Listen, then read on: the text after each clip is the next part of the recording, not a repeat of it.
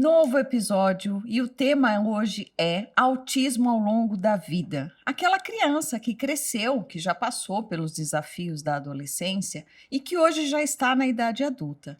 E para ilustrar isso, para enriquecer esse nosso bate-papo, eu trouxe o Pedro Paulo, que é um querido que a gente acompanha desde a infância, uma pessoa que passou por alguns desafios, sempre guiado por processos de tratamento, processos psicoterápicos, mas que veio contar um pouquinho da trajetória dele, dos desafios e como ele superou esses desafios.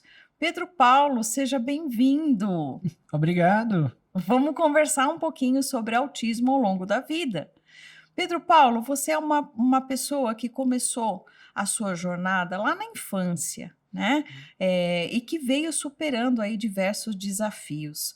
Como você se vê hoje, Pedro Paulo? Como você vê as suas dificuldades? Como você vê a sua rigidez? Né? Então, passamos por um momento aí de seletividade alimentar, passamos por diversos desafios. E Conta um pouquinho para o pessoal. por onde quer que eu comece? Vamos começar por essa questão de hoje você ser um adulto, já está formado, né, mas as coisas não foram assim tão fáceis. Como foi atravessar a adolescência, Pedro, que é a idade que os pais mais se preocupam? Foi. Acho que o que mais da adolescência, o que mais me incomodava era nas provas. Uhum. Mas que Por eu, quê, Pedro? especialmente porque eu era um aluno que geralmente ia para recuperação muitas vezes. Hum. Você precisava de ajuda, ia para E o recuperação? pior, e uma coisa é que eu tinha uma certa ajuda. Oda, o pessoal da escola sabia que eu era autista. Eles Uhum. até me deixavam levar um resumo, uma para as provas, para eu. Só que o problema é que eu não levava. Eu mesmo me sabotava, às vezes. Gente. Então você já participou de um processo inclusivo na escola, ela já estava adaptada para você, Sim. mas mesmo com esses recursos a mais, nem sempre você fazia uso deles. Eu acho que era mais questão de. Acho que era duas questões que tinha. Um era como meus amigos iam. Eu temia ser julgado pelas pessoas. Hum. Ou mesmo que meus amigos, meus professores nem ligassem. Assim, eles continuavam sendo meus amigos, continuavam gostando de mim. E outra era meu próprio orgulho. Gente, então você tinha medo desse julgamento externo, que ele acabava acontecendo em algum momento, isso Sim. impactava na sua autoestima, na sua autoimagem, É, e muitas vezes também era um processo interno seu. O teu orgulho era tão grande que você era mais queria. um, era mais um processo de eu mesmo me autocensurar. Eu Uhum. geralmente via como, putz, meus amigos estão lá fazendo, se esforçando ao máximo e eu levo um resumo, eu tenho algo mais fácil. Uhum. Eu mesmo acabava me censurando por isso. Você não se permitia. Você achava que estava mais fácil. Como que pode? Você devia ser como seus amigos, que Sim. mesmo sem o resumo estavam dando conta. Você tem algumas recordações da terapia na infância? Que você pode falar para o pessoal que está aí em terapia? Você que já passou todos esses capítulos, que já é um adulto, o que você se lembra da terapia na infância? Olha, não, muita coisa. Não muita coisa? Não. O que era a terapia para você? Você estava indo brincar comigo? Às vezes sim. Eu era uma amiga sua? Sim. É? E quando você perdia no jogo, você ficava muito bravo. Você lembra de alguma sessão dessa? Ai, ai, sim. Porque Lembra? eu acho que eu ainda faço isso. Ainda é difícil perder, Pedro? Ah, eu só fico. Eu fico pouco estressado, mas aceito. Eito, eu só vou jogar de novo. Principalmente porque eu jogo muito videogame. Uhum. Então, não é bem comum eu acabar perdendo diversas vezes e tendo que tentar de novo. Uhum. Porém, agora os comportamentos já não são mais como eram antes. Não. Você chorava, você tentava guardar o jogo, você queria ir embora. Lembra disso? Agora eu tô lembrando. Lembra? Ah, Agora não. agora não. Agora eu só fico um pouquinho estressado, mas depois me acalmo e vou jogar de novo. Entendi. Pessoal, eu acho super importante a gente falar sobre isso, porque às vezes a gente tem uma visão deturpada, uma visão muito utópica, né? De que a terapia vai resolver tudo e a gente vai transformar essa pessoa. E não é bem assim, né? Então a gente não transforma o autista, a gente não desinstala muitas das características dele. Então a gente percebe que o Pedro continua com uma baixa tolerância frente à frustração. Especialmente porque eu sou um pouco perfeccionista. Um pouco? Ah, Bota muito, perfeccionista nisso, né? muito. Eu literalmente fiz um TCC de 200 páginas. Olha isso. Ou seja, as características dele continuam impressas e elas ainda aparecem na vida dele. Vocês vejam, um TCC de 200 páginas que ele deve ter visto, revisto, visto, revisto, até você achar que estava perfeito para você poder entregar, né? Mesmo que eu literalmente fiquei, acho que entre 2 a 4 anos fazendo. 2 a 4 anos de dedicação. Sim, tive que, tive que fazer muita coisa, especialmente porque era um tema que eu gostava. Uhum, uhum. Ah, velho, Olha quanta dica que vai surgindo aqui, né? Pedro, quando você passou pela escolha profissional, eu acho que foi um período muito importante. O Pedro ele não ficou em terapia todo esse tempo. Ele fazia algumas temporadas de terapia, recebia a alta dessa temporada da terapia e retornava quando ele sentia necessidade. Muitos desses retornos foram feitos pelos pais. Mas teve um retorno especial para mim que me marcou demais quando o Pedro quis voltar para a terapia. E ele quis voltar justamente na escolha profissional, que você precisou aí de um suporte, né? Porque a gente fala tanto, usa o interesse do autista, segue a liderança dele, o quanto o processo de aprendizagem está ligado à motivação, o quanto está sim. ligado a fazer sentido.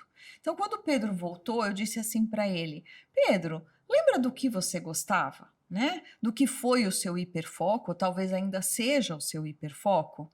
E a gente começou a caminhar por aí, Sim. né? A escolha profissional foi por aí, não foi, Pedro? Acho que minha escolha profissional sempre foi algo que eu quis fazer. Uhum. Acho que eu sempre quis ir para arqueologia. Uhum.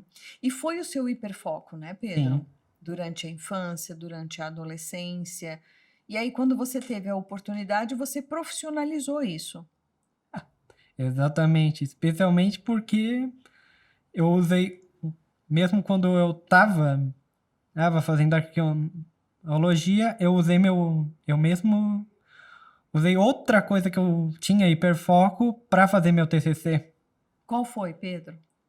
quadrinhos. Quadrinhos.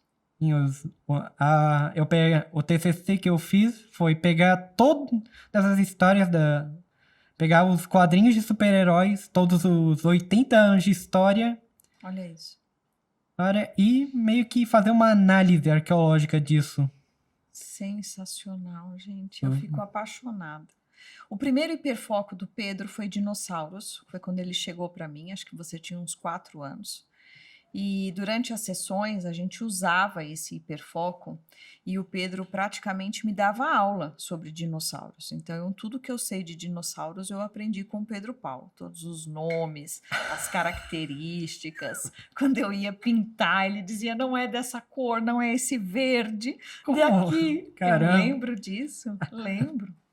E lembro também dos outros hiperfocos. Teve uma época que foi Rei Arthur, né? Toda essa parte aí de história. Sim. Então a gente brincava, né? Eu era Rei Arthur, numa outra vez você era Rei Arthur, e aí eu trabalhava troca de turno, eu trabalhava flexibilidade, mas sempre partindo daquilo que você gostava muito, sempre partindo daquilo que fazia sentido para você, Sim. né? E esses hiperfocos foram mudando, e até que você consegue entender aí que para você fazia sentido juntar quadrinhos, que foi uma época, né, Sim. com arqueologia. E você transformou isso num TCC. É, E você foi bem no TCC? sim, É? sim, foi o... Tanto que eu até, na banca, um dos meus amigos que já tinha se formado foi um examinador. Olha, ele até falou que ele teve uma ideia de para fazer o TCC dele, porque antes mesmo de eu começar a fazer meu TCC, eu já tinha a ideia pronta. Então eu conversava sobre isso com os colegas. Eu Uhum. apresentei para alguns colegas antes de apresentar para os professores. Tá. E ele falou que se inspirou ó, nessa ideia que eu tive para fazer o TCC dele. Dele também. Olha isso, você serviu de inspiração. Sim. Muito bacana. Ô Pedro, teve outra fase que também foi um desafio muito grande. Eu tenho certeza que os pais que estão aqui assistindo a gente vão se identificar com esse frio na barriga, né? Uhum. Quando você passou na faculdade, na universidade, e teria que morar fora da sua cidade natal, teria que morar sozinho. Um período a mãe morou com ele, já aqui em terapia, eu solicitei isso, então fica um período com o Pedro até ele se adaptar, fazer algumas atividades juntos, o caminho de ir para a universidade, o caminho de voltar, comprar alimentos, abastecer o apartamento. Sim. Foi tudo muito programado, né, Pedro? É. Foi trabalhado com você. E depois você começou a dar conta sozinho. Sim. Tanto que eu até gostava de fazer isso. Uhum. Você começou a pegar prazer em fazer isso. Sim. Tá. No começo você se perdeu um pouco com a organização, planejamento de tempo. Sim, um pouco. Uhum. Ficou um pouco sem sair de casa, ficou muito tempo dentro de casa. Sim. Eu Depois, fiquei. Eu fiquei um pouquinho. Eu sempre passei a maior parte do tempo dentro de casa. uhum, Mas depois eu comecei. Mas eu comecei a andar pela cidade. eu lembro, Tanto que uma coisa inesperada foi que eu acabei pegando uma gata. lembro. Foi nessas andanças, né? Sim. Você já tinha uma gata na casa dos seus pais, e aí lá você pegou outra gata. Não, isso foi que a gente tinha um gato que acabou morrendo no meu primeiro ano de faculdade. Tá. Então, só que uma vizinha minha que morava em Jaguarão e fazia um serviço em Rio Grande, achou uma gata na rua e procurou um dono para ela no Rio Grande. E eu Uhum. acabei pegando. E aí você cuidava de você e cuidava da gata. Sim, Superação, hein? A gente que ficou preocupadíssimo de você cuidar de você mesmo, você estava tão capaz que você cuidava de você, da casa e da gata. é, sim. Da cá, de mim e da gata, eu conseguia cuidar bem. Mas com a casa, eu sempre tive um pouco de preguiça para limpar. Uhum. Mas a mãe te orientava e você ia dando Sim, conta. sim, eu dava. Mas teve erros aí no meio do processo e tá tudo bem. Teve falhas, teve coisas que você deixou de fazer, atrasou, esqueceu Sim, de levar um lixo lá embaixo. sim. Não foi tudo perfeitinho. Não. Lembro de uma. Lembro de algumas vezes que eu até esquecia de ir no supermercado umas vezes. Uma vez ou outra. E aí, como que você se virou? Ah, pegava o que tinha pra fazer a janta e depois, no dia seguinte, já ia no supermercado. Uhum. Foi criando estratégias de solução, Sim, né? O Pedro chegou no que a gente mais busca, né? No que a gente mais se preocupa, que é a autonomia, né? Autonomia de vida diária, das atividades de vida diária. Então, eu sei, Pedro, que a gente vai estar falando com muita gente que vai se identificar com isso daqui, com muitos corações aflitos e que talvez depois de assistir o nosso podcast vão ficar menos aflitos, sim. né? Tanto que uma coisa que eu gostaria de falar é que acho que no primeiro dia que eu estava em Rio Grande, quando eu já depois de ver que eu já havia conseguido entrar na faculdade, eu lembro, a gente estava num hotel antes de eu morar num apartamento. Eu lembro que eu desabei em lágrimas. Eu chorei muito. Por quê, Pedro? Mais uma. Pra entender. Mais porque eu entendi que uma fase da minha vida tinha acabado. Hum, Que as coisas não seriam mais as mesmas. Uhum, uhum. Que o ensino médio acabou, né? Sim. Que a proteção dos seus pais tinha ali se encerrado. Você poderia contar com eles, mas talvez não tão protegido como você era antes. Será que é isso? Especialmente porque eu tava no Rio Grande do Sul. Uhum, uhum. Eu vou precisar parar um pouquinho, porque eu me emocionei bastante. Eu faço muito parte desse caso e tem uma mamãe aqui nos bastidores com a gente assistindo, de uma criança pequena. E eu acho que não é só do lado daí que vai ter muita gente se identificando. Aqui isso já está acontecendo. E o caminho não é fácil, Pedro. Então, Não. assim como você caiu em lágrimas, eu caí agora, a mamãe da Duda também caiu. Até os meninos que estão aqui trabalhando com a gente também estão emocionados, porque. Mas ele é possível, né? O que a Sim. gente precisa mostrar para as pessoas é que ele é possível. Eu me lembro quando você estava nos desafios do ensino médio e ficou de diversas recuperações, Sim. exames e foi para conselho de classe. Eu me lembro de ter dito assim para os seus pais, né? Não importa com quantos anos o Pedro vai se informar. Ele pode se formar com 23, com 24, com 25, a idade média clássica, que é com 22 anos. O que importa é que o Pedro conquiste habilidades, que o Pedro se forme, que o Pedro seja feliz, que ele seja autônomo na vida dele, É. né? Tanto que eu acabei me formando com. Na faculdade com 8. Depois de 8 anos. Uhum. Geralmente o tempo. A faculdade geralmente é um curso de 4 anos. Mas é bem raro alguém conseguir fazer isso, pelo que eu ouvi dos meus colegas. O normal é 5, 6 anos. Eu até já falei isso com alguns colegas. Que às vezes eu me sentia pra baixo porque, poxa, o normal é 5, 6 anos e eu já tô no meu 7º ano aqui. Eles falavam, não, vai no seu ritmo. Então, é tão legal você falar sobre isso, né? Tudo bem, houve aí um ritmo médio de todo mundo, assim como Sim. existe uma média, né?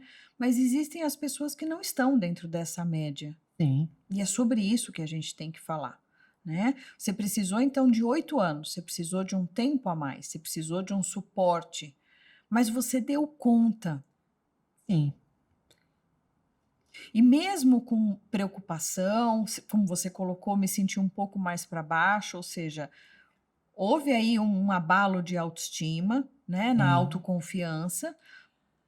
Acho que o principal disso ocorreu em 2020, na Na pandemia, pandemia, como é que foi isso, Pedro? porque eu tive que voltar para São Paulo, Uhum, porque eu não estava tendo aula, eu estava tendo aula online e achava que e meus pais também não estavam tendo alguns probleminhas financeiros uhum, menos e acharam que seria melhor eu ir para lá, ah, voltar para São Paulo, aula para e até a pandemia acabar.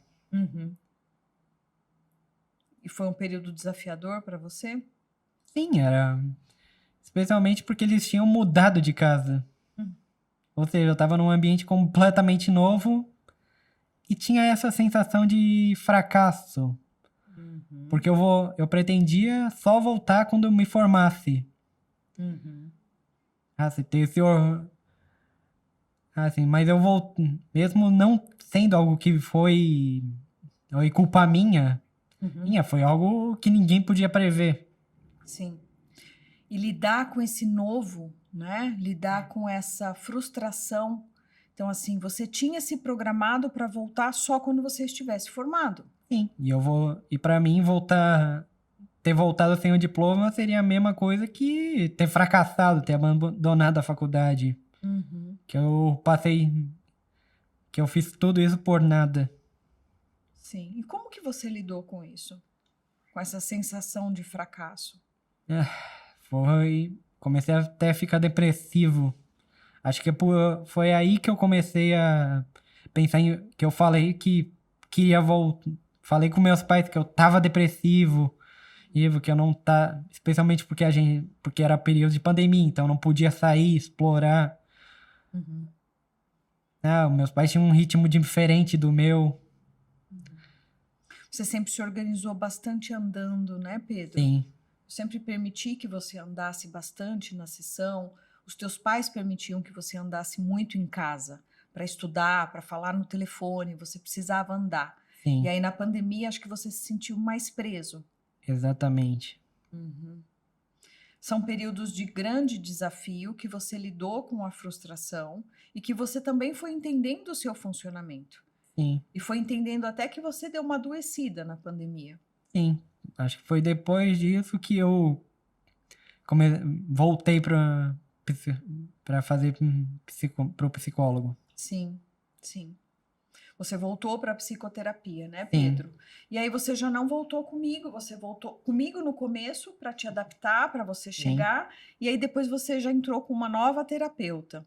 E você também deu super conta desse processo psicoterápico com outra pessoa, deu sim, conta do online, gerenciava seus horários de começar a sessão, de terminar a sessão, né? sim. Já com muito mais responsabilidade, já mais dedicado à terapia, né? É, Então, houve desafios, mas também houve superação, né? sim, E uma coisa que aqui a gente estava falando antes de começar, que me chama muita atenção no caso do Pedro, que tem sempre muito o envolvimento dele, tem sempre muito a volição dele, a vontade dele, a motivação dele, né? E só houve isso porque a gente sempre fez um trabalho muito grande de você se autoconhecer, de você saber realmente quem você é, quais são suas habilidades, né, habilidades acadêmicas, você sabe que você tem habilidades muito boas, mas habilidades relacionais, você também soube que você tinha dificuldades. sim, Habilidades na organização foi algo que a gente sempre teve que te ajudar, sim, né? Fazer um calendário, fazer uma rotina, dar uma pista visual. Então, eu acho que você saber das suas dificuldades também te dá muita condição de você lidar com elas. sim. Tanto uma coisa que me lembrou é que eu comecei a ter coleções, a organizar minhas coleções. Uhum. Tanto que eu até fiz uma lista para elas. Eu lembro que eu fiquei, acho que um sábado e um domingo inteiro fazendo uma lista da minha coleção de quadrinhos japoneses, de mangás. E o quanto isso te dá conforto, né? Te Sim. organiza, é gostoso fazer. E eu lembro que eu mostrei pro meu pai isso também, que ele achou que ia ser uma lista simples, só com o que eu tenho na coleção, mas eu quis fazer algo mais específico, Uhum. tipo o nome da obra, o nome do autor, a editora original no Japão, a editora brasileira, coisas como até o papel que era feito, o Sempre muito tamanho, a exigente. até qual o público que ela queria e acertar.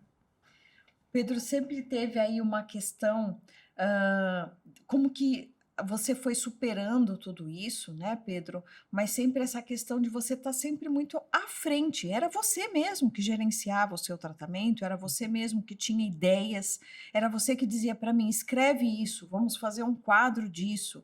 Você parece que sempre entendeu muito bem como que você funcionava, né? É, a questão da autoestima, da frustração, Pedro, o que que você pode ensinar para quem está assistindo a gente? Como que você trabalhou com isso? Esse período de voltar para a casa dos seus pais foi uma frustração bem grande. Sim. Como que você saiu disso? Como é que você trabalhou isso?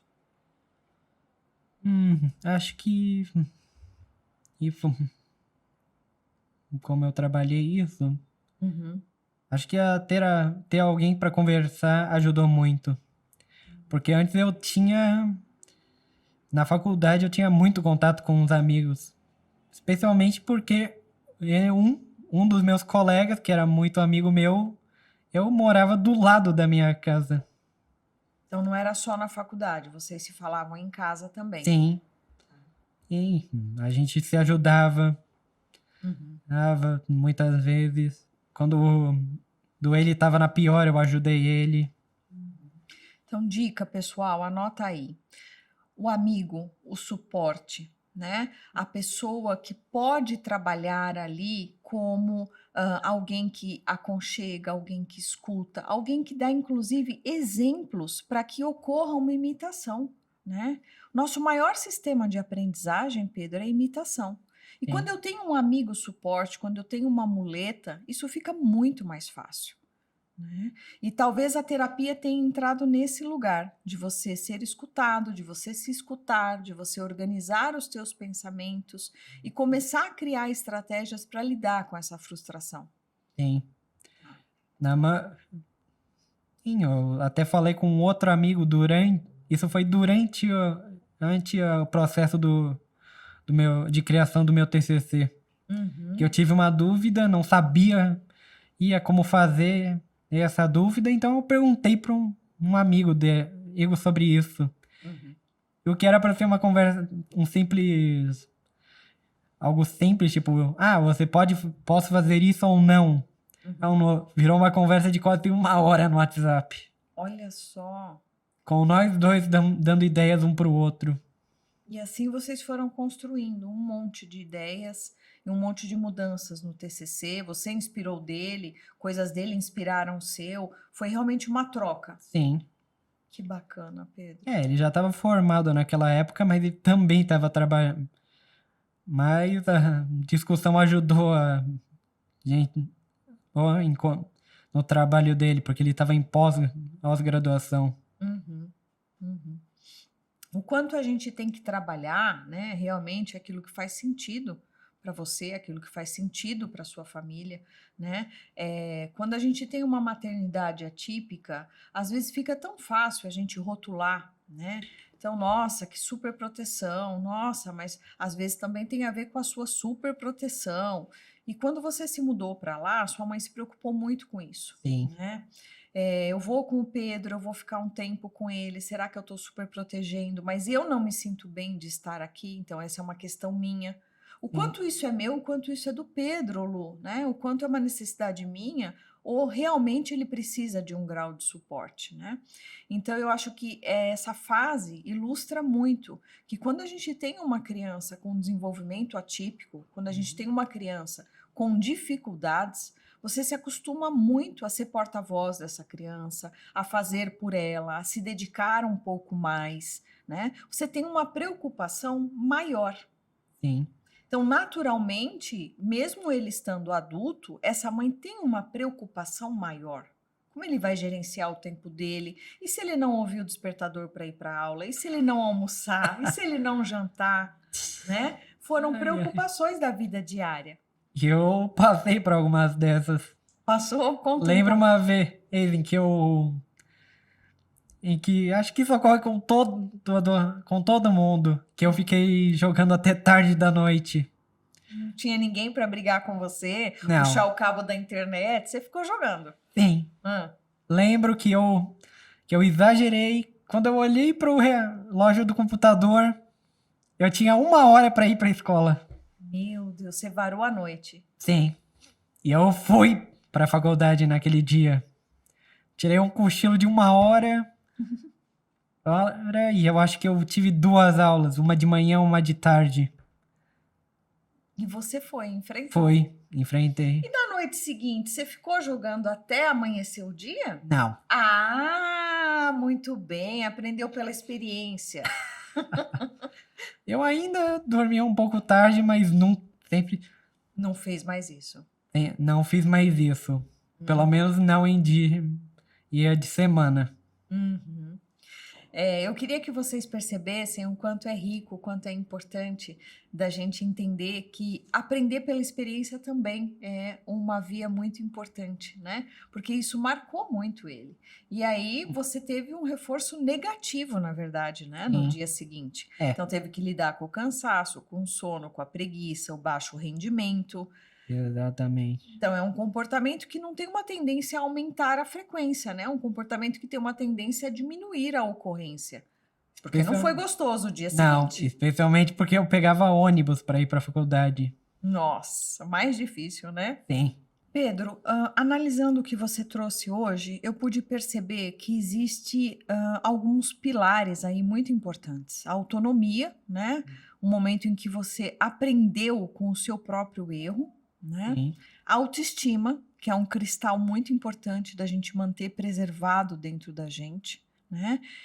E o quanto a comunicação com o outro na sua vida, o quanto ele pode te ajudar, o quanto ele pode te tirar de uma crise depressiva, de uma crise de frustração, no momento que você está perdido e você precisa do exemplo do outro, sim. né? Então, são três pilares muito importantes: autoestima, comunicação com o outro e autonomia. Você acha que isso, Pedro, realmente foi decisivo para você? Te tirou dos momentos de crise ou da depressão? Ah, sim. E com certeza. Eu acho que eu não teria concluído meu TCC se não fosse por isso. Uhum. O quanto é importante essa rede de apoio. Sim, E mesmo distante dos seus pais, Pedro, você também sempre soube que podia contar com eles? Você sentia essa segurança? sim, Tá. E mesmo se incomodando com esse tempo a mais de estudo, que acabou ficando de 8 anos, e abalou um pouco a sua autoestima, para sim. você ir superando isso, foi essa rede que eu acabei de colocar que te ajudou? Foi. Amigos, a comunicação com o outro e você se tornar cada vez mais autônomo. Sim, Tá. Pessoal, ficam aqui 3 dicas muito ricas quando a gente pensa em intervenção, em processos de tratamento e quando a gente pensa no autismo ao longo da vida, né? O quanto é importante que a gente instale isso desde a infância, que a gente treine a comunicação com o meio, comunicação com o outro, o expressar o que está sentindo, né? Que a gente cuide desse cristalzinho chamado autoestima, que a gente mostre o quanto vocês têm apoio da família, né? E o quanto errar dentro desse processo realmente vai acontecer. sim. E a gente se reinventa e aprende com o erro e assim vai superando. Exatamente. Acho que muitas das coisas as negativas que aconteceram comigo foram por causa do meu perfeccionismo. Uhum. Foram porque eu não aceitava errar. Eu lembro uma vez em que eu tive que fazer uma prova, era aula virtual, ou seja, eu fazia a prova nova e mandava pro professor. Uhum. Lembro que eu não consegui passar de uma questão. Ficou perseverando ali. Eu tentei passar no nas questões em ordem, no um, 2, 3, travei na segunda. E aí você não fazia as outras, porque na sua cabeça você tinha que fazer a segunda. Eu até, fa... eu até fazia quando eu ficava muito frustrado, mas o que aconteceu, eu de verdade, foi que eu não entreguei aquela prova. Porque não tá. Porque por orgulho eu não entreguei a prova. Meu Deus, o preço da hiperexigência, gente, o É, preço do perfeccionismo. Quando a gente fala que trabalhar a rigidez cognitiva é um dos grandes desafios nossos terapeutas e pais, né? Tá aí o exemplo. E eu vou deixar esse bate-papo para uma próxima vez, Pedro, se você me permitir, a gente falar sim. sobre perfeccionismo, hiperexigência e rigidez cognitiva. Ah, acho que Combinado? combinado. Obrigada, Pedro. Obrigada sempre. Você mora no meu coração e a sua história eu tenho certeza que vai ajudar muita gente. Então eu te espero para o próximo bate-papo. Ok. Tchau, pessoal. Até Tchau, lá. tchau.